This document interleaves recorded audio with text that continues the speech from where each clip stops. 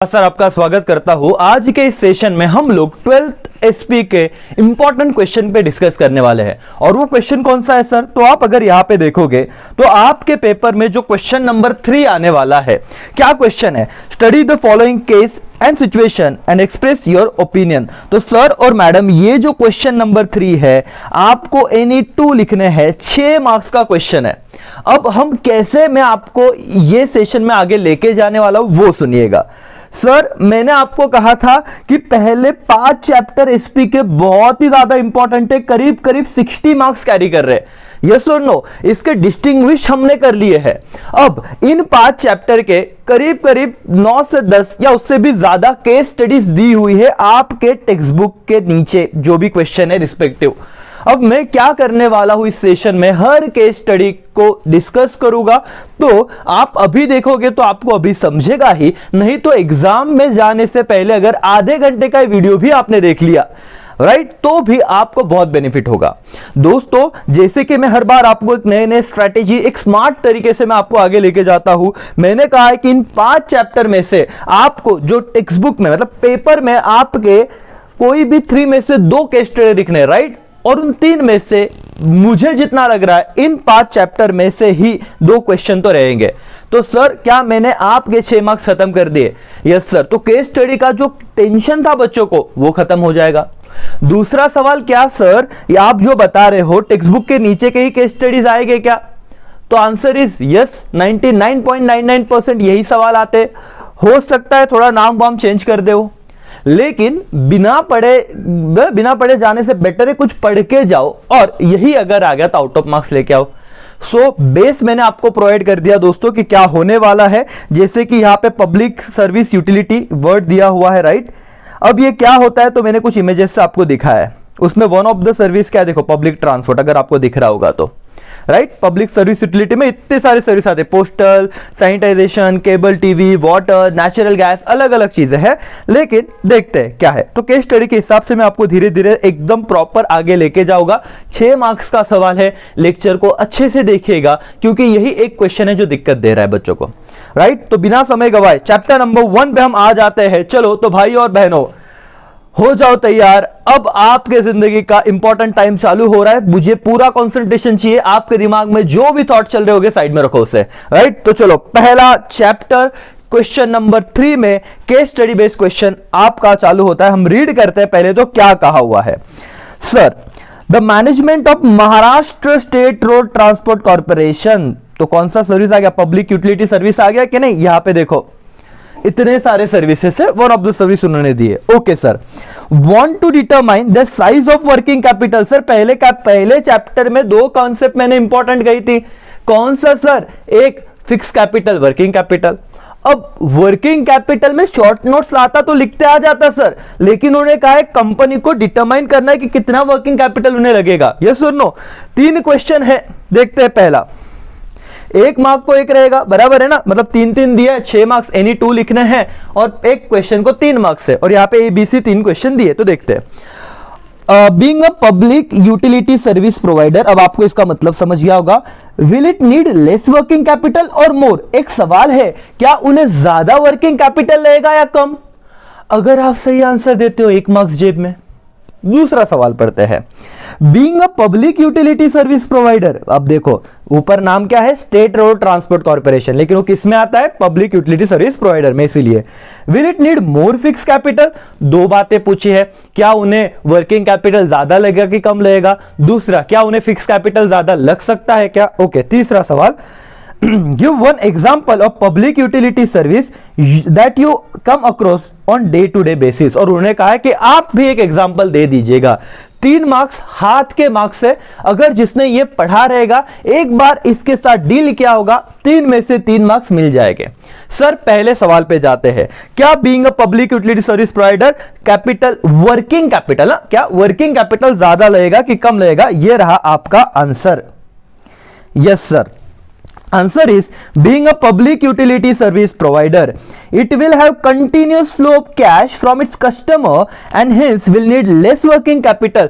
Sir उनके पास देखो daily basis पे कैश का फ्लो हो रहा है, समझ में आ रहा है? कंटिन्यूस फ्लो, अंडरलाइन कीजिए, कंटिन्यूस फ्लो वो कैश फ्रॉम इट्स कस्टमर, मतलब रूटीन पे पैसा आ रहा है, ऐसा नहीं कि भाई पैसे की बहुत किल्लत हो रही है उनको। तो इसीलिए वहां पे moral of the story less या मोर, तो answer is less working capital. आपका 1 मार्क डन हो गया। रीजन क्या था? कैश फ्लो ज्यादा हो रहा है उनके पास। दूसरा, क्या फिक्स कैपिटल ज्यादा लगेगा क्या?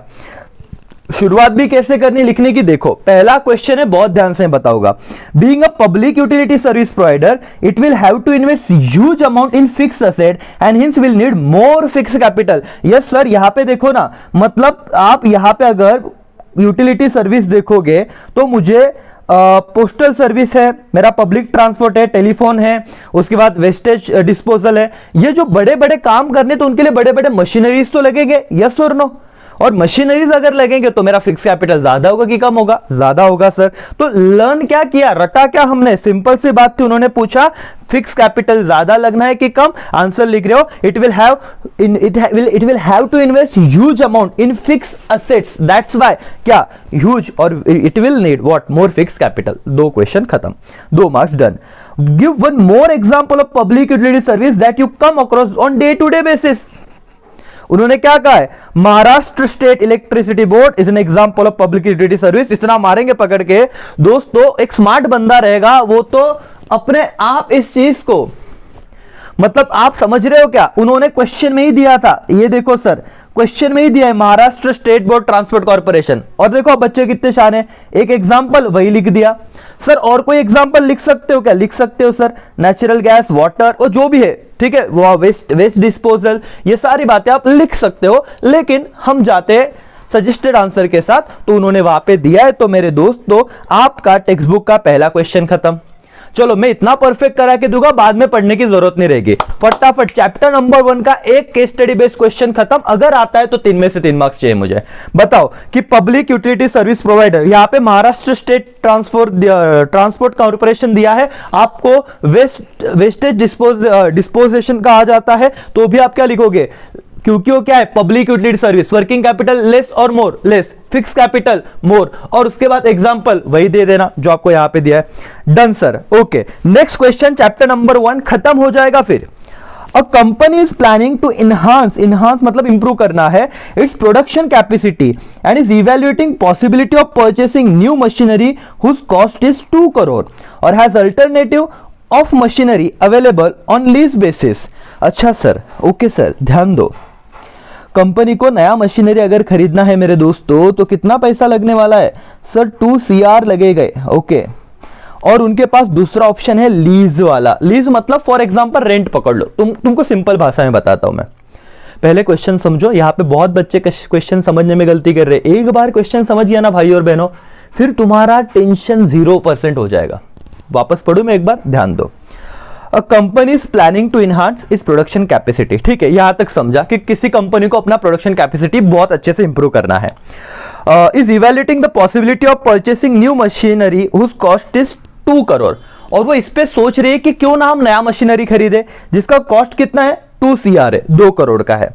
या फिर और दिया, देखो, और has alternative of machinery available on lease basis, या फिर उनको ऐसे कि कोई रेंट पे ले लिया जाए। एक तो 2 करोड़ का परचेस करो, नहीं तो लीज पे लो। तुमको समझे इसलिए मैं रेंट वर्ड यूज कर रहा हूं। Question number 1, what type of asset is machinery? बताओ कौन सा असेट रहेगा? दूसरा, capital use for purchase of machinery is fix capital और working capital, okay. Does the size of business determine the fix capital requirement? 3 सवाल है, तीनों के आंसर देखते हैं। चलो सर, ये रहा आपका आंसर। यस सर, मशीनरी कौन सा as what type of asset is machinery? Machinery is fix asset sir. बिना देखे भी बच्चे बता देंगे, 1 मार्क्स हाथ में आ गया सर। क्यों? एक बार सिर्फ पढ़ा हुआ होना चाहिए।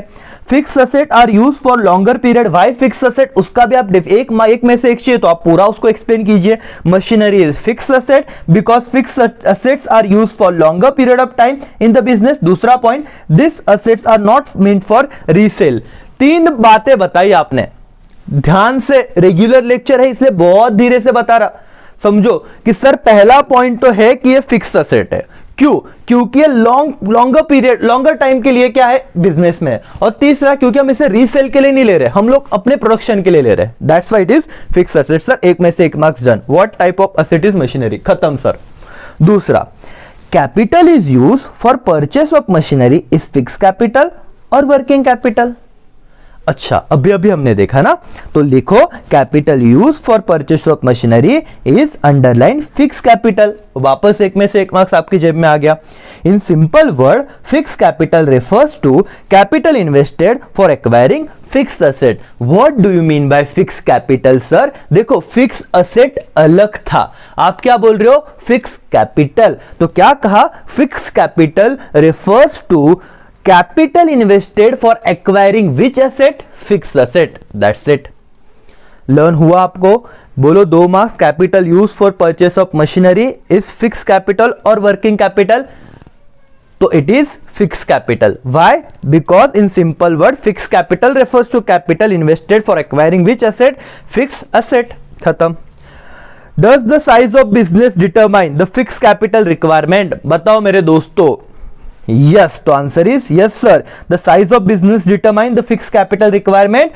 पहला point, where the firm carry out large scale business operation, its fixed capital requirement is high. Simple सी बात है, because most of the production process are based on the automatic machines and equipments. खत्म। तो जितना business का size बड़ा रहेगा उतना फिक्स कैपिटल का रिक्वायरमेंट ज्यादा रहेगा। इसीलिए अगर कोई आपको पूछे इस सवाल में कि does the size of business determine the fix capital requirement, तो आंसर इज यस। जितना ज्यादा लार्ज स्केल बिजनेस उतना फिक्स कैपिटल का रिक्वायरमेंट ज्यादा रहेगा। तो मेरे दोस्तों, चैप्टर नंबर 1 के जो 2 केस स्टडी बेस्ड क्वेश्चन थे वो हमने खत्म किए। आपको यहां पे अगर स्क्रीनशॉट निकालना है आप निकाल सकते हो, आपको पूरा प्रॉपर देखना है आप देख सकते हो। ये 3 मार्क्स का एक क्वेश्चन यहां से आने के चांसेस है करके।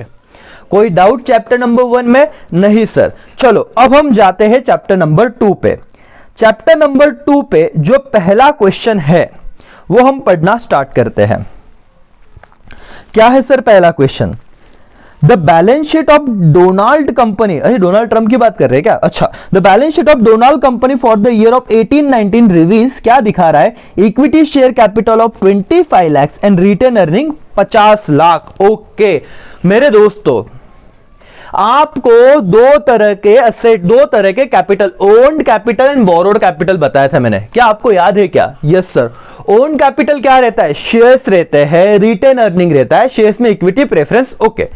और बोरोड में डिबेंचर, डिपॉजिट्स, बॉन्ड्स, अलग अलग बातें थी। यहां पे थोड़ा दिमाग लगाना, दोनों बातें क्या है, ओन्ड कैपिटल या बोरोड कैपिटल है। आप कहोगे सर पहले तो इक्विटी शेयर दिया है, ओके, और दूसरा रिटर्न अर्निंग दिया है, दोनों क्या है, ओन्ड कैपिटल है, और दोनों का अमाउंट कितना मिला के हो जाता है 75 लाख।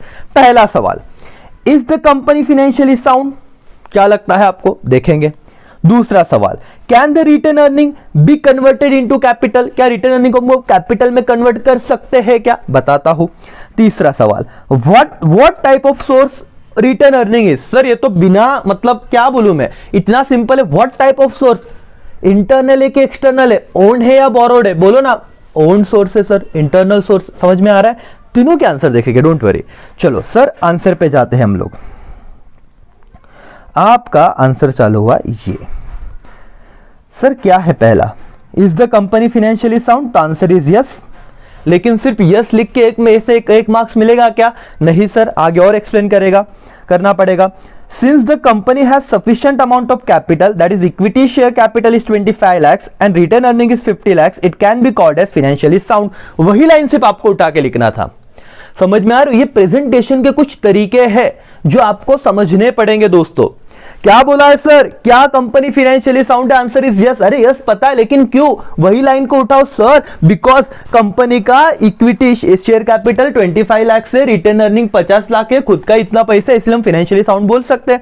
ओके, दूसरा सवाल, एक में से एक डन हो गया। दूसरा, और समझ लो ना 3 क्वेश्चन क्यों आ रहे, क्योंकि एक क्वेश्चन 3 मार्क्स को है, तो आपको 3 केस स्टडी दिए जाएंगे, उसमें से 2 लिखने हैं। और कितना सिंपल लग रहा है अब तक? कोई डाउट आ रहा है क्या? नहीं सर। दूसरा, can the return earning be converted into capital? तो answer is again yes. the management of Donald company can convert retained earning into permanent share capital by issuing bonus share.